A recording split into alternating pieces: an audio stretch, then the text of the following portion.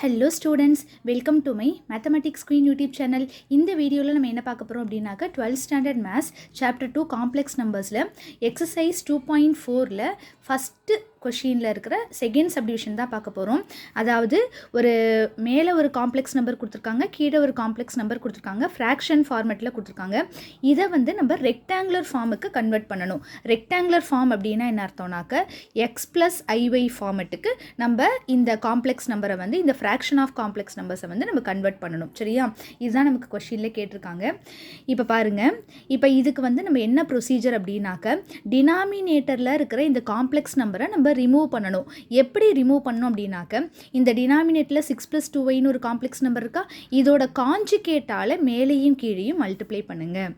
இப்போ மேலே இருக்கிற காம்ப்ளெக்ஸ் நம்பரை அப்படியே வச்சுக்கோங்க, 10 - 5y அப்படியே இருக்கட்டும். டினாமினேட்டரில் என்ன இருக்குது, நமக்கு 6 + 2y இருக்கா. இப்போ 6 + 2yயோட காஞ்சுகேட் என்னது, 6 - 2y. அதாவது இமேஜினரி பார்ட்டுக்கு பக்கத்தில் இருக்க சைனை மாற்றணும்.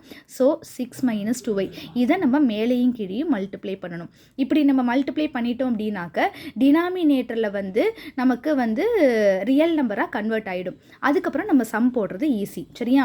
இப்போ நியூமரேட்டர் பாருங்கள், இங்கே ஒரு காம்ப்ளெக்ஸ் நம்பர் இருக்குது, இங்கே ஒரு காம்ப்ளெக்ஸ் நம்பர் இருக்குது. ரெண்டுத்தையும் மல்டிப்ளை பண்ணணும். நம்ம சாதாரணமாக எப்படி மல்டிப்ளை பண்ணுவோம், இந்த 10ஆல் ஃபஸ்ட்டு 6ஐ மல்டிப்ளை பண்ணுவோம், அடுத்தது 10ஆல் 2yஐ மல்டிப்ளை பண்ணணும், அடுத்தது -5ஐ 6ஓட மல்டிப்ளை பண்ணணும், -5ஐ -2yயோட மல்டிப்ளை பண்ணணும். கேர்ஃபுல்லாக பண்ணுங்கள், தப்பு இல்லாமல் பண்ணுங்கள். இந்த சம் ரொம்ப ரொம்ப இம்பார்ட்டன்ட், 2 மார்க். சரியா? இப்போ பாருங்கள், நியூமரேட்டர் 10 × 6 என்ன வரும், 16 வரும். 10 × -2y என்ன வரும், -10 × 2s = 20i வரும். அடுத்தது -5y × 6 என்ன வரும், -30i வரும். இந்த இடத்துல தான் நீங்கள் கேர்ஃபுல்லாக இருக்கணும். மைனஸ் இன்ட்டு மைனஸ் ப்ளஸ் ஆகிடும், 5 × 2s = 10 ஆகிடும், i × i² ஆகிடும். ஃபஸ்ட்டு ஒரு ஸ்டெப் எழுதுங்க, அதுக்கப்புறம் நம்ம ஷார்ட்டாக போட்டுக்கலாம். சரியா? டிவைடட் பை, இப்போ டினாமினேட்டில் பார்த்தீங்கன்னா 6 + 2y 6 - 2yன்னு இருக்குது. இப்போ இது என்ன ஃபார்மெட்டில் இருக்குது, a + b a - b அந்த ஃபார்மெட்டில் இருக்குது. அப்போ a + b a - bனா நம்ம சின்ன கிளாஸில் படிச்சிருப்போம் இல்லையா. a + b × a - bக்கு என்ன ஃபார்முலா படிச்சிருப்போம், a² - b² அப்படின்னு படிச்சிருப்போம். சரியா? அந்த ஃபார்முலாவை தான் நம்ம யூஸ் பண்ண போகிறோம். அப்போ 6 தான் நமக்கு இங்கே a, 2y தான் நமக்கு b. சரியா? அப்போ 6² - 2i the whole square. சரியா? a² - b² போட்டாச்சு. இப்போ அடுத்த ஸ்டெப் பாருங்கள், 60 இருக்கா, 60 அப்படியே போட்டுக்கோங்க. ஒரு ரியல் பார்ட்டு தான் இருக்குது, இங்கே 2 இமேஜினரி பார்ட் இருக்குது. ஸோ இந்த ரெண்டுத்தையும் நம்ம கம்பைன் பண்ணணும். -20i -30i என்ன வரும், நமக்கு -50iன்னு வரும். இப்போ இந்த இடத்துல பார்த்தீங்கன்னாக்க +10 அப்படியே வரும். i² வேல்யூ நமக்கு என்னன்னு தெரியும், -1. i² வேல்யூ -1ன்னு நம்ம ஃபஸ்ட்டு 2 எக்ஸசைஸில் படிச்சிருப்போம்.